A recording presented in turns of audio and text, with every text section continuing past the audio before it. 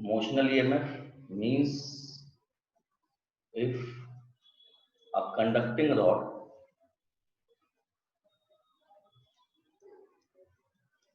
is moved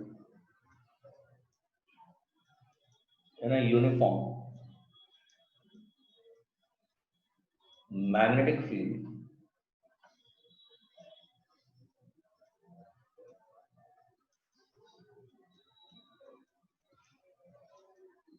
then a potential difference is established across its ends.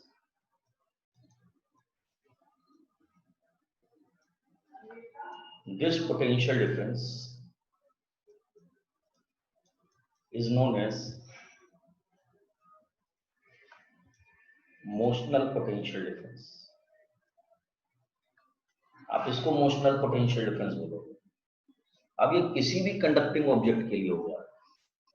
तो conducting object जैसे मान लीजिए मैं भागना शुरू करूं, अर्थ का magnetic field north south direction में, और अगर मैं इस तरह से भागूं कि अर्थ का हॉरिजॉन्टल कंपोनेंट के परपेंडिकुलर मेरा मोशन हो जाए, ठीक है, तो मेरे सिर और पैर के बीच में पोटेंशियल डिफरेंस एस्टेब्लिश होगा। So this is applicable for each and every conducting object if it is moving perpendicular to or any other angle except in the 0 or the 180.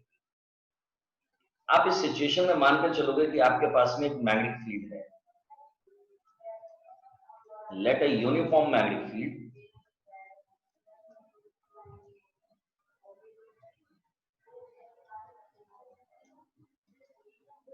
of strength B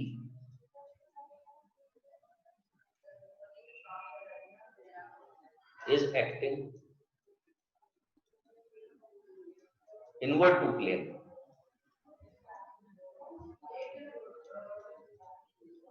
invert to plane यानी कि B को आप लेके चलोगे vector B, मान लीजिए B minus के, ये डायरेक्शन ऑफ मैग्नेटिक फील्ड बनाई है आपने।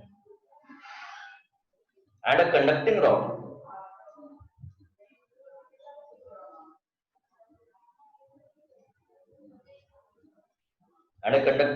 PQ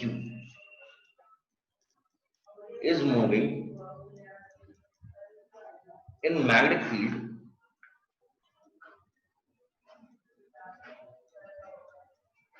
with velocity v along positive x axis, यानी कि मैं वेलोसिटी के वेक्टर को अगर दिखाऊं तो v आई लेकर चलूं। अब आप एज्यूम कीजिए कि आपके पास में कहीं पर एक मैग्नेटिक फील्ड है,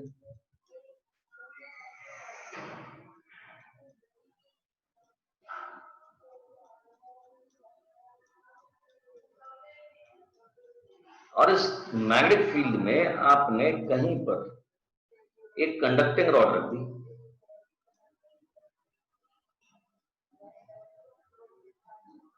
PQ।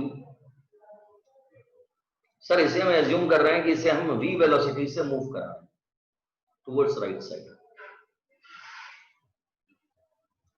ये कंडक्टिंग रॉड है, इसको राइट हैंड साइड में मूव करा रहे हैं। इस बात का मतलब इसके अंदर के सारे इलेक्ट्रॉन राइट साइड में मूव कर रहे हैं।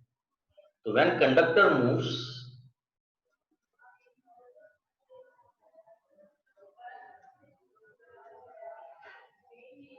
then all electron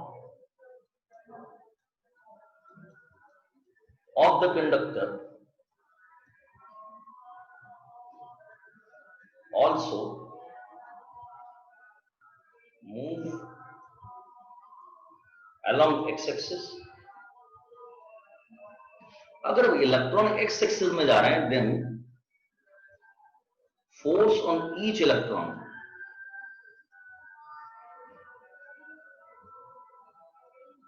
अगर मैं देखूं तो F इक्वल टू माइनस ई, और ये B क्रॉस B होगा। अगर इसे देखा जाए तो माइनस ई ऐसी रहने दीजिए, मैंने वेलोसिटी के बदले ले लिया आई कैप थोड़ी देर के लिए, और इसको ले लिया मैंने माइनस के कैप। सर माइनस साइन मैंने बाहर भेज दिया, माइनस माइनस प्लस हो गया। आई क्रॉस के ये माइनस जे होता है, यानी कि फोर्स जो है वो माइनस जे में आ गया। इस बात का मतलब इसके अंदर के इलेक्ट्रॉन्स पर फोर्स लगना शुरू हो गया टुवर्ड्स क्यू है। ये एफ एम है, सॉरी,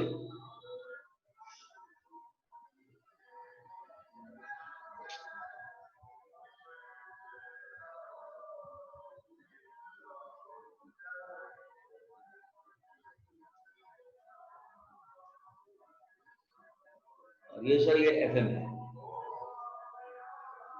तो एफ एम का मैग्नीट्यूड हो गया, अगर एफ एम को आप देख रहे हैं तो minus e v cross B along negative y axis होगा। In this way,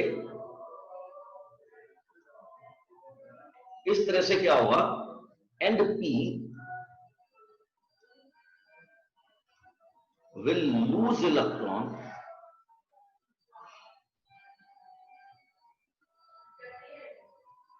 and Q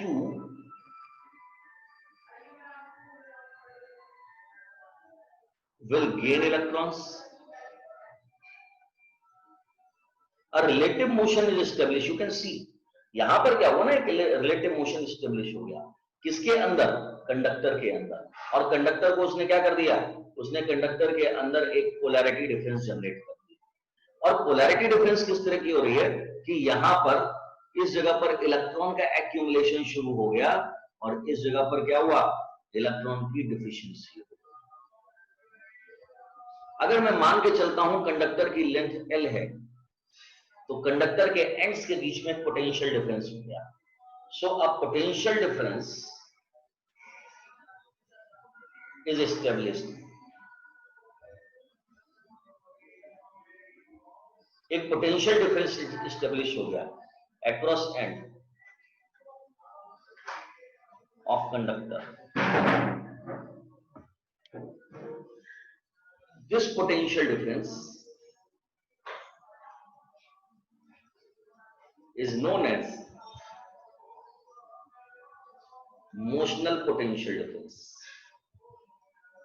इसको हम मोशनल पोटेंशियल डिफरेंस कहते हैं। इतनी बात clear? And establish electric field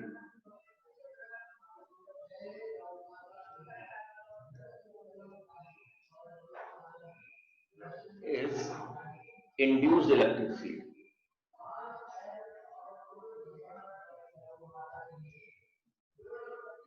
So induce potential difference or EMF E equal to V upon L हो जाएगा, और आप इसे E upon L भी कह सकते हो। क्लियर? सो ये इसकी वैल्यू आ जाएगी। अब अगर मैं पिछली डायग्राम पे वापस लेके चलूं, तो जैसे जैसे इलेक्ट्रॉन P से Q की तरफ आएंगे, P होता जाएगा पॉजिटिव, Q होता जाएगा negative. So an electric force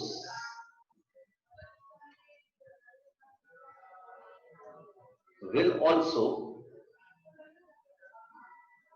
start acting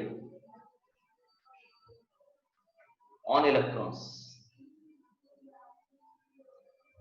in opposite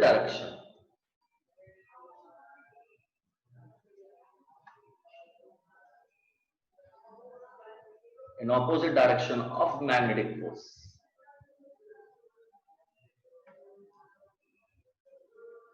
which is given by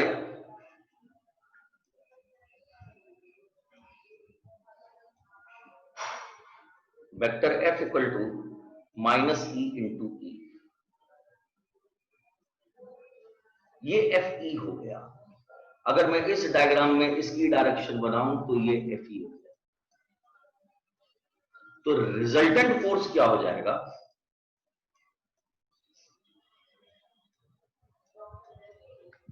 on each electron, तो F equal to FE plus FM। This is Lorentz force, इसको आप लॉरेंस फोर्स कहते हो। लेकिन देखा क्या गया है कि अगर मैं कंडक्टर के मोशन को डिफाइन करूं, यहां पे डिस्टेंस ले लीजिए या टाइम ले लीजिए, और यहां पे इंड्यूस ईएमएफ लीजिए।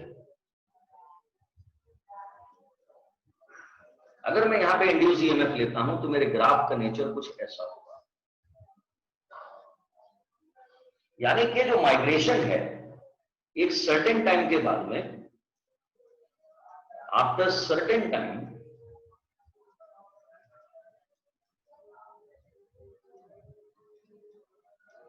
Net force on each electron will become zero. That is, Fm will be equal to of minus of F. So, moment of electron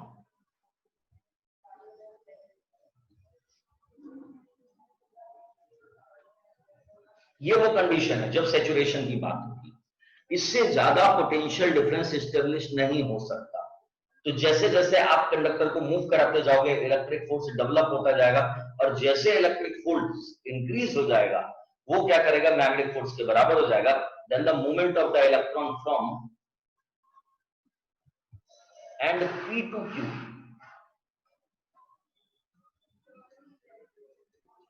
will stop.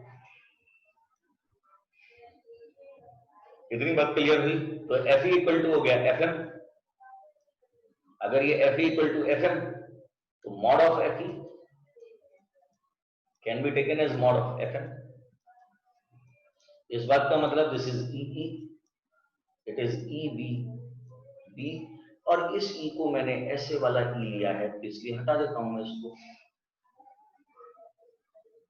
ये मेरे पास में इसके बदले आ गया V upon L equal to V into B, और आप इसे V इक्वल टू BL भी दे सकते। This V is induce voltage और मोशनल पोटेंशियल डिफरेंस,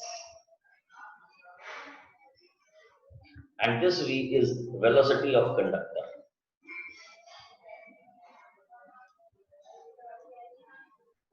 ये जो है ये वेलोसिटी ऑफ कंडक्टर।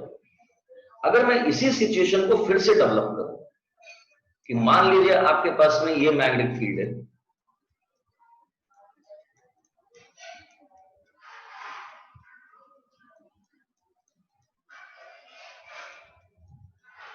और इस मैग्नेटिक फील्ड में आपने एक मेटेलिक वायर रख दिया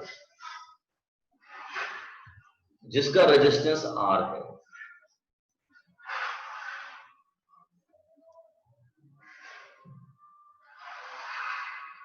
इसके ऊपर एक कंडक्टिंग रॉड रखी है, यही PQ। This is P, this is Q, which is taken towards the right side with the velocity V। आप अगर देख सकते हैं तो इसको देखिए कि यहां पर अगर मैं लेंथ ऑफ कंडक्टर L लेकर चलता हूं और इसकी डिस्टेंस अगर x1 मान लूं, और राइट साइड में ले जाने पर अगर ये यहां पहुंच गया, this is P, this is Q, velocity V, sir ये डिस्टेंस x2 हो जाएगा। तो अगर आप गौर से देखो तो जब राइट हैंड साइड में इसे मूव करा रहे हैं, when conductor is moved towards right,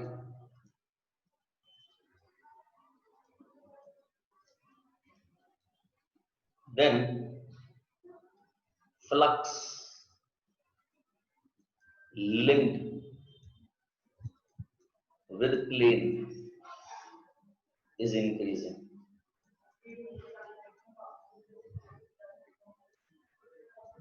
आप देख सकते हो यहां जो पहले इतना एरिया था ना, पहले इतने में फ्लक्स था, अब इतने में फ्लक्स हो गया, तो चेंज इन फ्लक्स क्या होगा?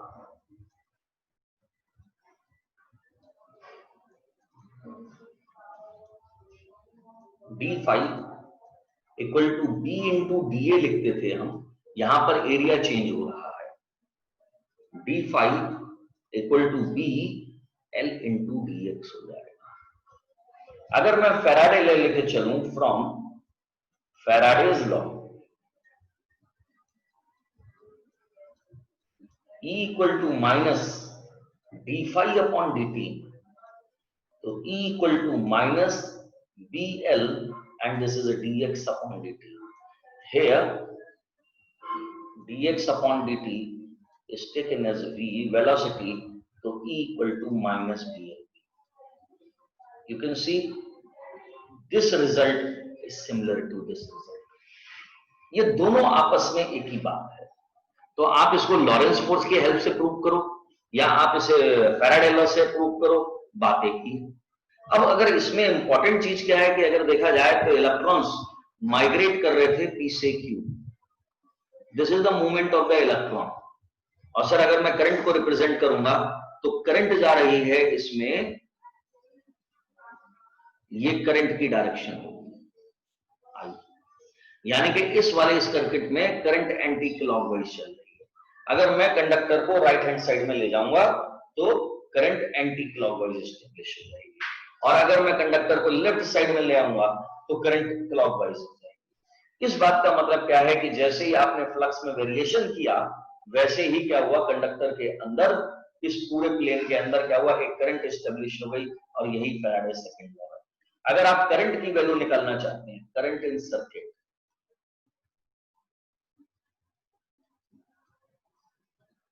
तो सर इसे आप लिखेंगे I equal to E upon R। इस बात का मतलब the value of I is BLB upon R। ये करंट की वैल्यू आ गई। अब यू कैन सी इस कंडक्टर में करंट आ गया, तो ये करंट कैरिंग कंडक्टर हो गया। अगर ये करंट कैरिंग कंडक्टर हो गया तो इस बात का मतलब current carrying conductor magnetic field में फोर्स एक्सपीरियंस करता है। Now this conductor will experience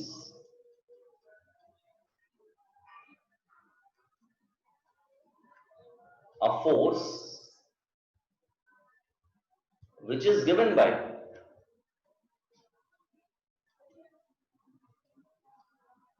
F equal to BIL sin 90। अगर मैं यहां पर I की वैल्यू पुट कर दूं तो फोर्स हो जाएगा B square L square V over R। अगर मैं इस डायरेक्शन ऑफ फोर्स की बात करूं, डायरेक्शन ऑफ फोर्स, तो सर हमने फॉर्मूला लिखा F equal to IL cross B। आप अगर गौर से देखें, हेयर IL का जो डायरेक्शन है करंट एलिमेंट, ये जो डायरेक्शन है सर IL, ये किस तरफ जा रहा है, ये जा रहा है पॉजिटिव जे में। आप देख सकते हो, मैं डायग्राम पर लेकर चलता हूं, आप देख सकते हैं करंट जा रहा है पॉजिटिव जे में। मैग्नेटिक फील्ड कहां है, B, सर ये है माइनस K में।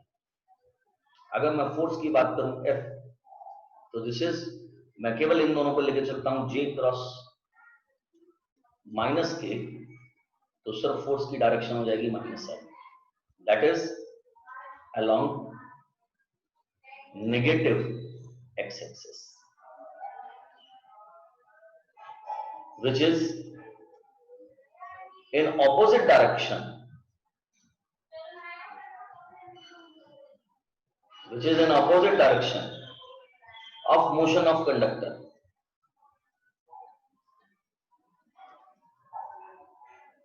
ये मोशन ऑफ कंडक्टर के अपोजिट डायरेक्शन में है, which verifies Lenz law।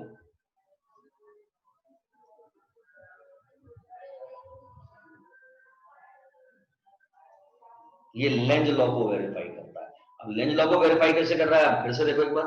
आपने कहा कि कंडक्टर को राइट हैंड साइड मिलेगा तो फ्लक्स इंक्रीज हुआ, फ्लक्स इंक्रीज हुआ तो करंट एस्टेब्लिश हो गई। अगर करंट एस्टेब्लिश हो रही है तो इस बात का मतलब, अगर करंट एस्टेब्लिश हो रही है तो करंट क्यों एस्टेब्लिश हुई? क्योंकि फ्लक्स इंक्रीज हो रहा था। तो अगर करंट फ्लक्स इंक्रीज होने पर इंक्रीज होगा तो वो उसका अपोज करेगा कंडक्टर के मोशन का। कंडक्टर को लेके जा रहे थे आप राइट साइड में, यानी कि फोर्स लगना शुरू हो जाएगा left side. Am I clear in my words? Am I clear in my words? इतनी बात क्लियर? अगर मैं निकालता हूं यहां पे पावर रिक्वायर्ड फॉर मोशन, तो P इक्वल टू होता है बच्चों F इंटू वी। आप यहां से F की वैल्यू पुट कर दीजिए तो P रिक्वायर्ड ये हो जाएगा B square L square V square upon R। This is power required for the motion. अब यहां पे कैलकुलेट कर लीजिए पावर स्पेंट या power wasted in form of heat.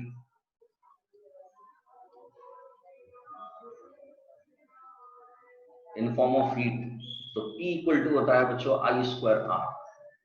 और अगर मैं यहां पर I की ये वाली वैल्यू पुट करूंगा तो B square L square V square upon R square, ये कैंसिल हो जाएगा। तो पावर वेस्टेड, पावर लॉस कर दीजिए इससे, तो this is B square L square V square upon R। इतनी बात समझ में आ गई सबको? Anyone having any doubt regarding this?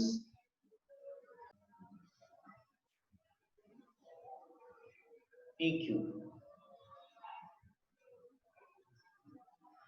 is fixed about its one end and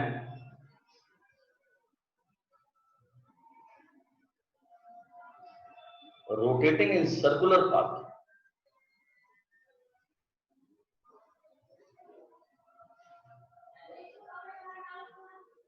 with angular velocity omega. मान लीजिए सर कि इस जगह पर एक मैग्नेटिक फील्ड है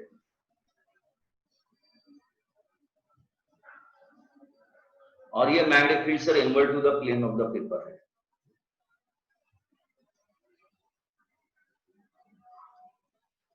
और इसमें कंडक्टिंग रॉड रख दी जाए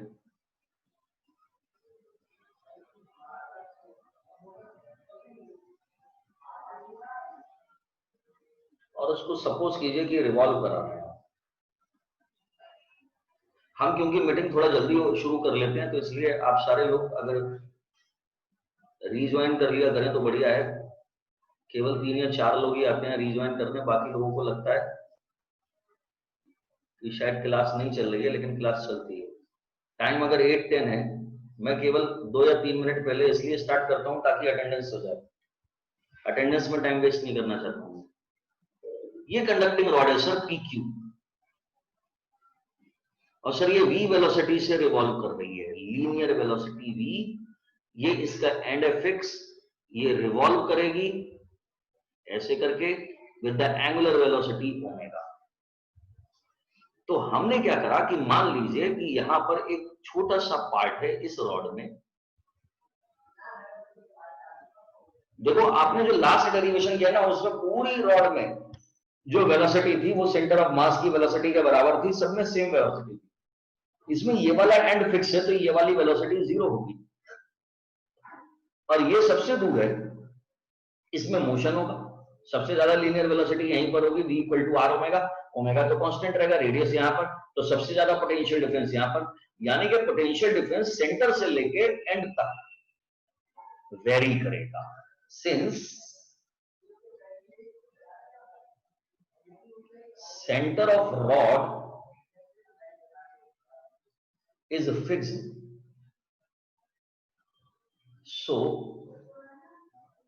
here motional EMF will be 0 and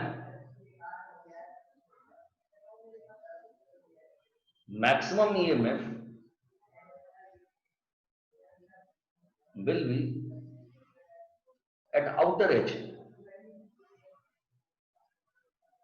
यानी कि ये वाली जगह 0 पे रहेगी और ये वाली जगह हाई पोटेंशियल पर होगी। अब सिचुएशन क्या होगी अगर आप गौर से देखो तो इसको अगर मैं एज्यूम करता हूं कि ये dx लेंथ है, x डिस्टेंस पर, तो induced EMF in small part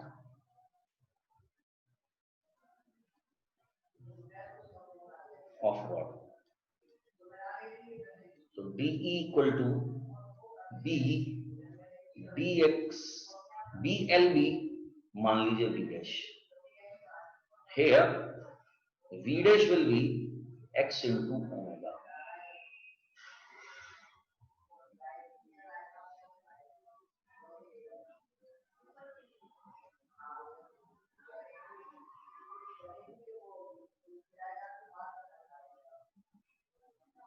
zero zero, यहां पर L मान लीजिए, यहां E मान लीजिए, मैंने डायरेक्ट रिजल्ट यूज कर लिया।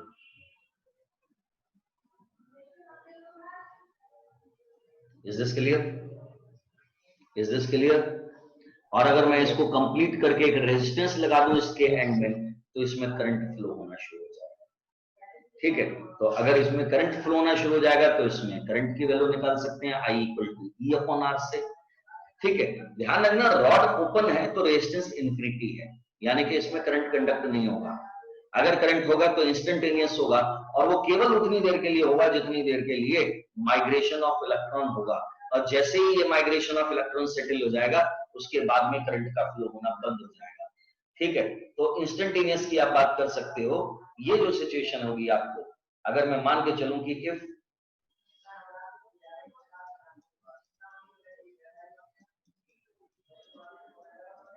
the resistance of coil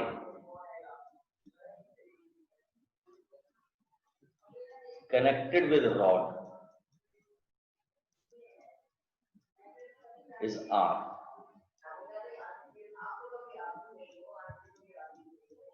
then current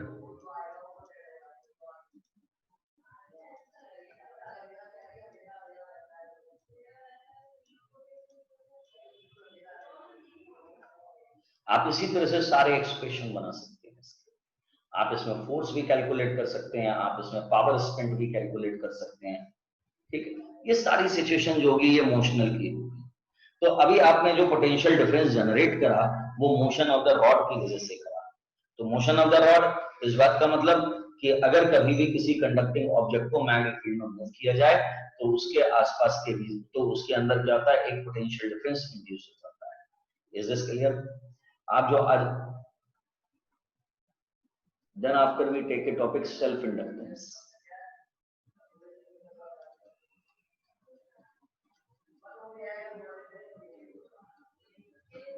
self inductance, when current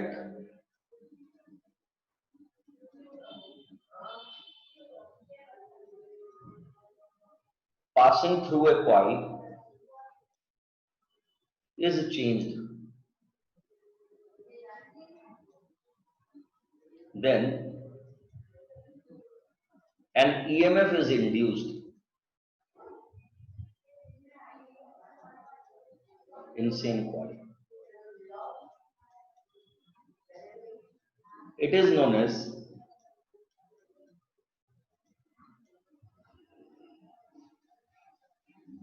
self inductance. यही सेल्फ इंडक्टेंस है।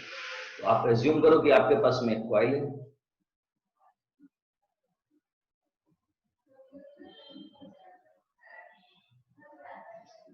और कॉइल में आपने एक बैटरी लगा दी, इसके साथ में एक रियोस्टेट लगाया, ये करंट फ्लो कर रहा है। और मान लीजिए आपने लिखा करंट इंक्रीजिंग।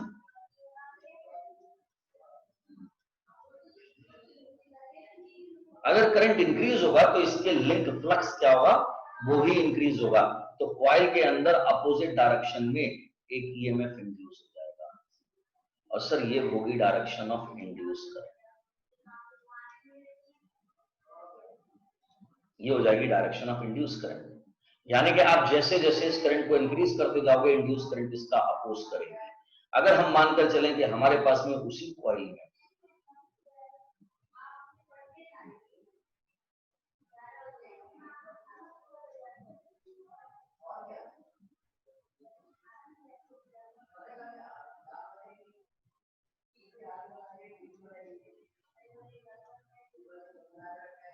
करंट डिक्रीजिंग, मान लीजिए करंट डिक्रीज कर रही है,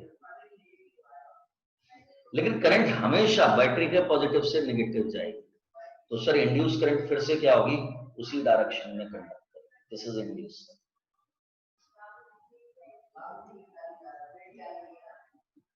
क्या कहने का मतलब है कि आप किसी भी तरह से मैग्नेटिक फील्ड में वेरिएशन करेंगे तो कॉइल के अंदर से ये हो गया करंट डिक्रीजिंग।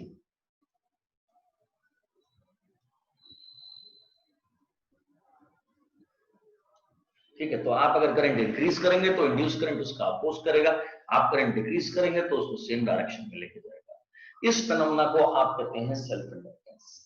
अगर मैं आपसे कहूं सेल्फ इंडक्टेंस में number of flux linkage in coil